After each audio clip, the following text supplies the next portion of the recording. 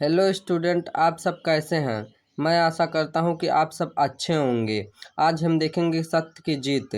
सत्य की जीत जो है एक खंड काव्य पर आधारित प्रश्नोत्तर है। ये जो है कुछ जिलों में निश्चित होता है, क्योंकि ये सत्य की जीत जो है बिजनौर, रामपुर, पीलीभीत, लखनऊ, झांसी, इटावा, बदायूं, बलिया, प्रतापगढ़, इतने जिलों में ये निश्चित होता है। इतने जिलों में सिर्फ यही पूछा जाएगा कि सत्य की जीत पर आपको लिखना होता है, या उसके खंड काव्य की कथा वस्तु लिखिए, या उसके चरित्र चित्रण की, या उसमें जो नायक होता है उसका चरित्र चित्रण कीजिए। यही 2 क्वेश्चन पूछता है। तो आज हम आपको बताएंगे द्रौपदी का चरित्र चित्रण। ये सत्य की जीत 5 नंबर का पूछा जाता है। आपका यहीं से पूरा 5 नंबर एकदम फिक्स हो जाएगा। आप यही एकदम रट लीजिए, अभी से एकदम रट के जाइए, क्योंकि आपको यही, अगर आप इन इतने जिले में से आप हैं तो यही वाला आपको रटना है, नहीं फिर आप दूसरा करना। अगर जो जो ज़िले हमने बताया इन ज़िलों में से अगर आप हैं तो आपको यही एकदम रट डालना है, क्योंकि यही आता है इन ज़िलों में, आपको यही लिखना है। तो ये है सत्य की जीत। 5 नंबर का आपको एकदम ऐसे ही पूरा शॉर्ट में हम बताएंगे, जिससे कि एग्जामिनर खुश होकर आपको 5 के 5 पूरे नंबर देगा। बस आपको इतना ही लिखना है, इससे ज़्यादा उसमें नहीं लिखना है। तो क्या है कि सत्य की जीत खंड काव्य की प्रमुख नायिका द्रौपदी की चारित्रिक विशेषताएं इस प्रकार हैं। फिर नंबर 1 में लिख देना। नंबर 1 में है निर्भीक एवं साहसी। पहला क्या है, निर्भीक एवं साहसी। तो द्रौपदी एक साहसी स्त्री हैं। पांडवों के जुए में हार जाने पर दुशासन जब केस खींचकर उसे दरबार में अपमानित करने के लिए लाता है, तो वह निर्भीकता पूर्वक दुशासन को पापी कहकर फटकारती हैं। इससे उनके साहसी होने का प्रमाण मिलता है। तो आपको पहली हेडिंग इतना लिखना है। फिर उसके बाद दूसरी हेडिंग डालना है स्वाभिमानी। स्वाभिमानी में है कि द्रौपदी स्वाभिमानी है, वह अपना अपमान नारी जाति का अपमान समझती हैं।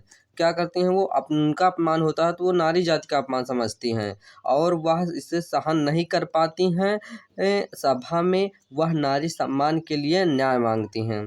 अब तीसरी हेडिंग है कि ओजस्विनी। द्रौपदी एक ओजस्विनी स्त्री थी।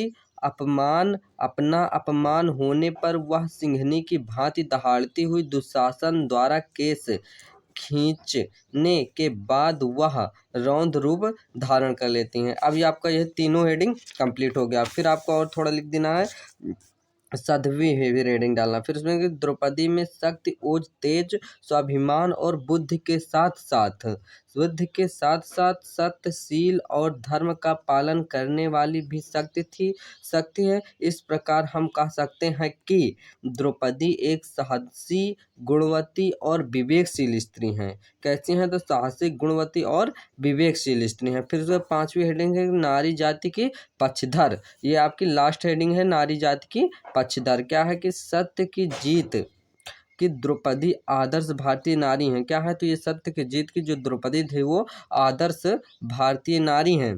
उसमें अपार शक्ति, सामर्थ्य, सत्य, धर्म, सदाचार आदि गुण विद्यमान थे। फिर आपको थोड़ा यहाँ पर कोटेज में लिख देना है कि मौन हो जा मैं सह सकती ना कभी भी नारी का अपमान। क्या है, मौन हो जा मैं सह सकती ना कभी भी नारी का अपमान, दिखा दूंगी तुझको अभी गरजती आंखों का तूफान। आपको बस इतना कोटेज में थोड़ा काली पेन से लिख देना है। बस आपको इतना ही, वो देखते ही पूरे 5 के 5 नंबर दे देगा एग्जामिनर, आपके एक भी नंबर नहीं काटेगा। ऐसे ही आपको पूरा हेडिंग टू हेडिंग इसमें लिख देना है।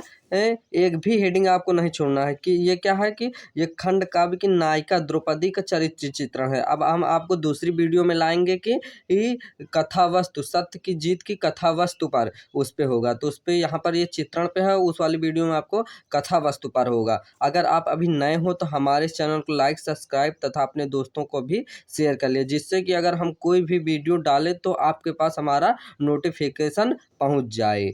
अब यहीं पर हमारी ये वीडियो कंप्लीट होती है, और हमारे इस चैनल को लाइक, सब्सक्राइब तथा अपने दोस्तों को भी शेयर करिए।